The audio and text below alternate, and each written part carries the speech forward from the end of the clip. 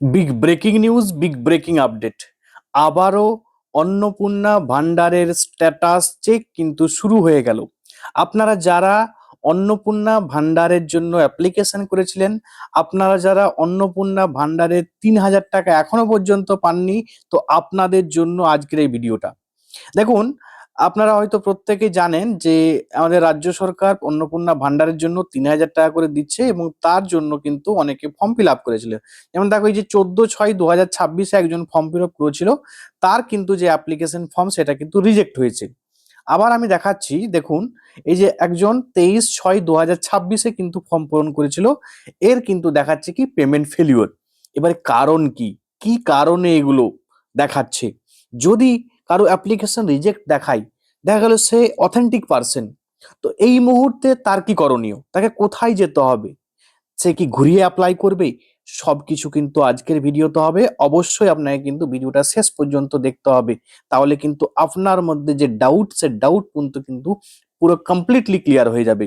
আগে আসুন আমরা চেক করে নিই যে কিভাবে আপনি অ্যাপ্লিকেশন স্ট্যাটাস কিন্তু চেক করতে পারবেন। দেখুন, আপনারা অলরেডি কিন্তু অনেক দিন ধরে, এটা যেহেতু ফর্ম ফিল আপটা চলছে, আপনারা হয়তো জেনেই গেছেন যে আপনাদেরকে ফর্মটা কিভাবে স্ট্যাটাসটা চেক করতে গেলে আপনাকে socialsecurity.gov.in এখানটায় এসে এই যে ক্লিক করার পরে এই যে সোশ্যাল সিকিউরিটিতে, এই ওয়েবসাইটে কিন্তু আপনাকে আসতে হবে। আপনি কি গুগল থেকে, নিজের মোবাইল থেকে আপনি কিন্তু করতে পারবেন, কোনো জায়গায় কিন্তু আপনাকে যাওয়ার প্রয়োজন পড়বে না। দেখুন, এখানে লেখা আছে অ্যাক্সেস সিটিজেন পোর্টাল। আপনি সিটিজেন পোর্টালে চলে গেলেন। এখান থেকে দেখতে পাচ্ছেন এই যে আপনার ডিস্ট্রিক্ট, আপনি যে ডিস্ট্রিক্টের, সেই ডিস্ট্রিক্ট আপনাকে সিলেক্ট করতে হবে। ধরুন কেউ নর্থ 24 পরগনা, কেউ সাউথ 24 পরগনা। তারপরে আপনাকে আপনার 10 ডিজিটের যে মোবাইল নাম্বারটি আছে সেটা কিন্তু আপনাকে দিতে হবে। দেওয়ার পরে কি করতে হবে? দেখুন, এখানে যে 19+8 টোটাল যোগ করে যেটা হবে সেটা কিন্তু আপনাকে এই ক্যাপচারে বসাতে হবে। বসানোর পরে কি করবেন না, রিকোয়েস্ট ওটিপি করবেন। রিকোয়েস্ট ওটিপি করলে যে ওটিপিটা আসবে আপনি জাস্ট ক্লিক করবেন। ওটিপিটা দেওয়ার পরেই দেখবেন আপনি কিন্তু সুন্দর করে চেক করে নিতে পারবেন যে কি কি আপনার স্ট্যাটাসে দেখাচ্ছে। এবারে স্ট্যাটাসে বর্তমানে যেগুলো দেখাচ্ছে, ম্যাক্সিমাম আমি দেখলাম দেখাচ্ছে পেমেন্ট ফেলিওর। অনেকে আমার কাছে হয়তো করতে বলেছিলাম, তাদেরটাই জাস্ট চেক করে দেখলাম, অনেকের পেমেন্ট ফেলিওর আছে, অনেকের দেখলাম অ্যাপ্লিকেশন রিজেক্ট আছে। এবারে আমি আসি যে যাদের অ্যাপ্লিকেশন রিজেক্ট তারা কি করবে। দেখুন, আপনারা কি কি কারণে রিজেক্ট হয়েছে সেই বিষয়টা আগে জানতে হবে।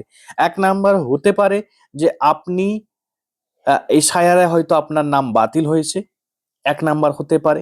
দ্বিতীয় নাম্বার, কোনো রকম সিলি মিস্টেক হয়েছে। ধরুন আপনি আপনার যে ভোটার কার্ডের এক দিকটা আপনি আপলোড করেছেন, অন্য দিকটা আপলোড করেননি, বা যেটা ধরুন আপনার যে কনস্টিটিউয়েন্সি, মানে যেটা ধরুন আপনার কনস্টিটিউয়েন্সি ওখানে লিখতে কিন্তু হয়েছিল, সেটা কিন্তু আপনি ভুল করে ভুলবশত লেখেননি, বা আপনি আপনার অ্যাপ্লিকেশনে কোনো কিছু ত্রুটি আছে, যে কারণে কিন্তু আপনার বাতিল হয়েছে।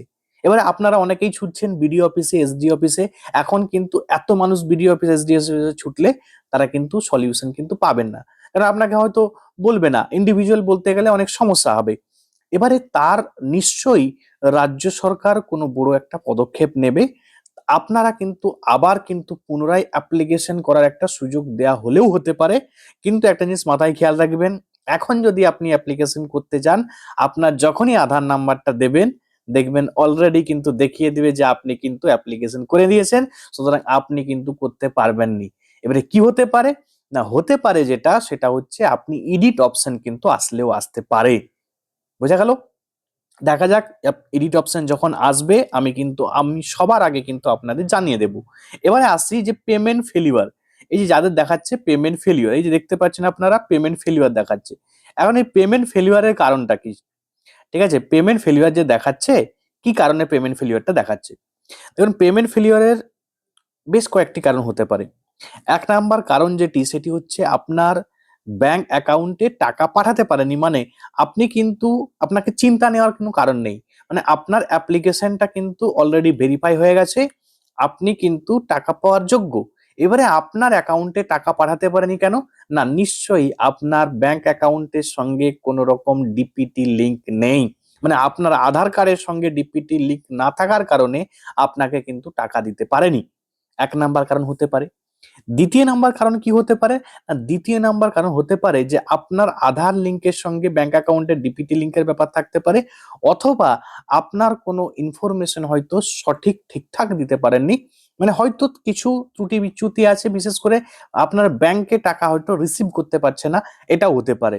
এবারে সেটা করতে গেলে কি করতে হবে? আপনাকে আপনার ব্যাংকে যেতে হবে, ব্যাংকে গিয়ে আপনাকে কথা বলতে হবে যে আপনার যে আধার নাম্বারটা আপনি দিয়েছেন, সেই আধার নাম্বারটা আপনার ব্যাংকে অ্যাড করা আছে না নেই, আপনার ব্যাংকে ওর ডিপিটি লিঙ্ক আছে না নেই, এইটা কিন্তু আপনাকে ব্যাংকে গিয়ে কিন্তু চেক করতে হবে।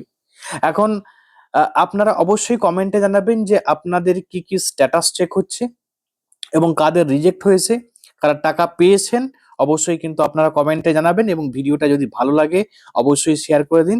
আমাদের রাজ্যের প্রত্যেক মা বোন যাতে ভিডিওটা দেখতে পারে এবং উপকৃত হয়, অবশ্যই কিন্তু ভিডিওটা শেয়ার করে দিবেন। আজকের ভিডিও এখান পর্যন্ত। Thanks for watching.